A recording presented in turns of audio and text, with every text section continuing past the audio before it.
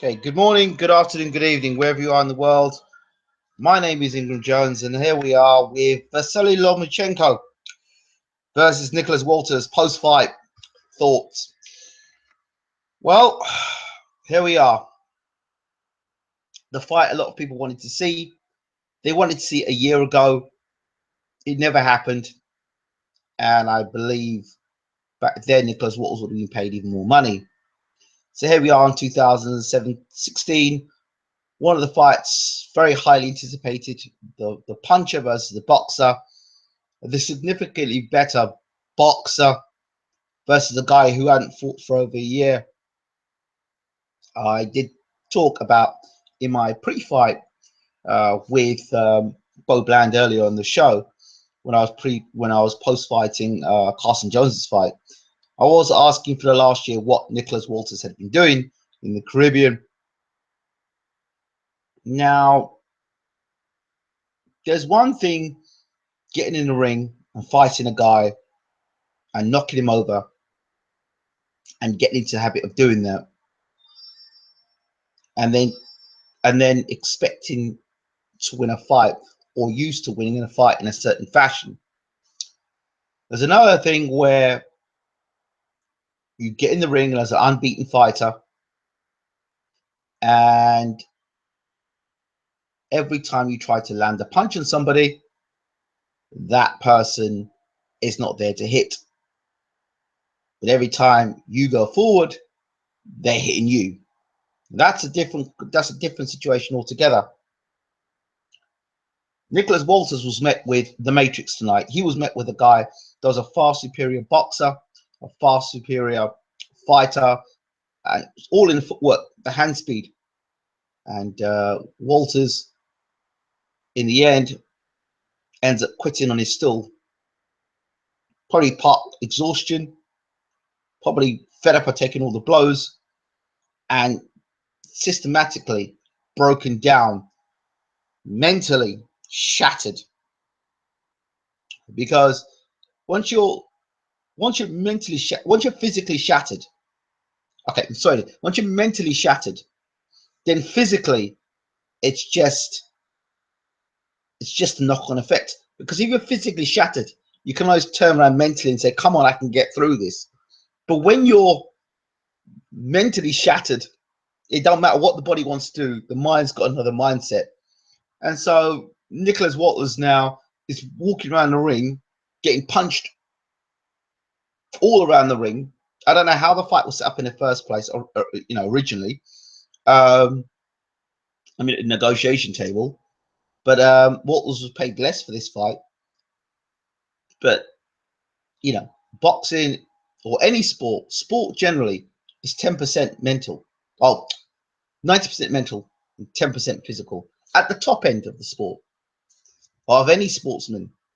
At the top end, the very successful fight, the most successful fighters or successful sports people, the mental game is more important, because physically the body is highly attuned as it is.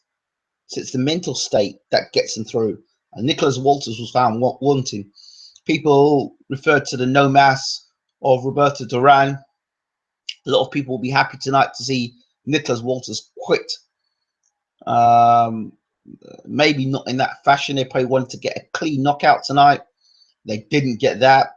What they got was a guy basically quitting on his stool, and self-preservation. That's what it was.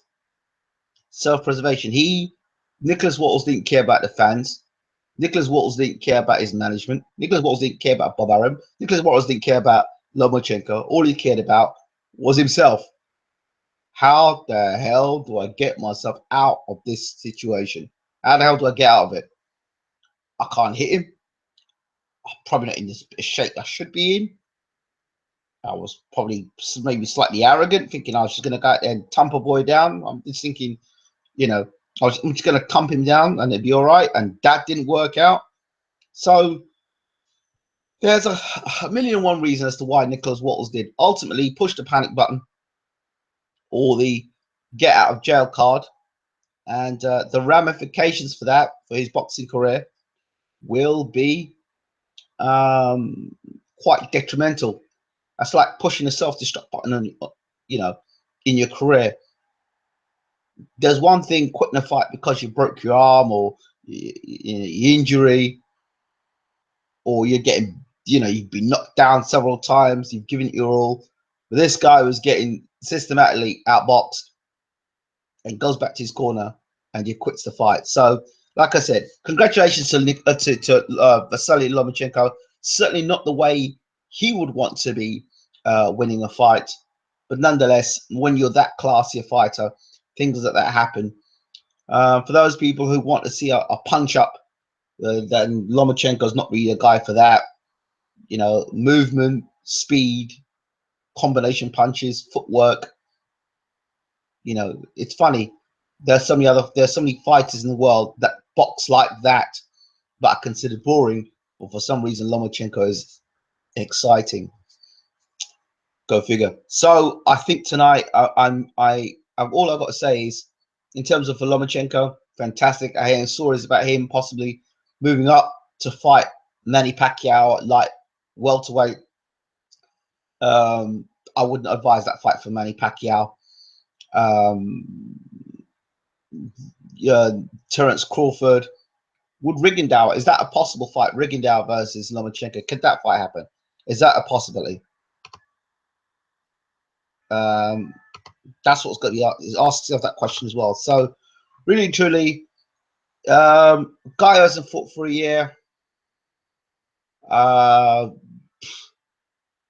who has had it his way in terms of, well, okay, I might get hit in a fight, I might get hurt in a fight, but as long as I land my right hand on you, I'll land my body shots on you, eventually I'm going to get you.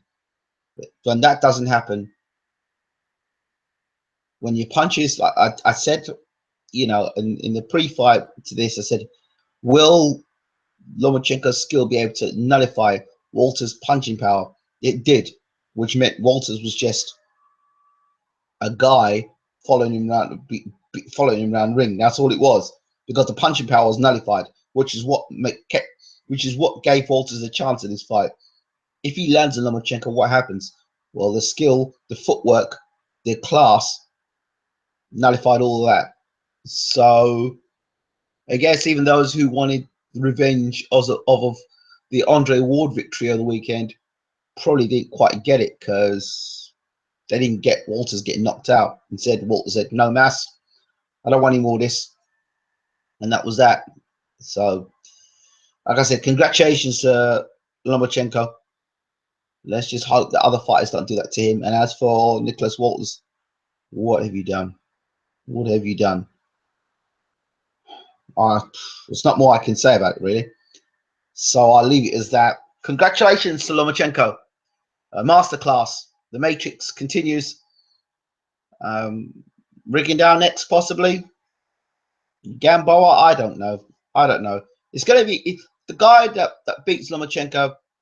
It's either going to be old age that beats Lomachenko, or somebody who's got as good footwork. So it's going to have to be somebody who's very, very skilled. But other than that, you're not just going to walk out there with punching power and just try and knock Lomachenko out. It's not going to happen. You need to be scientific. You need to be a scientist. Hands up, walking forward in straight lines, forget it. Not going to happen. You need to have something about you. Terence Crawford, you know, Gamboa, guys who've got good footwork, movement, scientists. It's going to take a scientist to beat a scientist, but otherwise, Lomachenko is a top quality fighter. Those are my thoughts on that. Right, I'm out of here. Have a good night. Take care.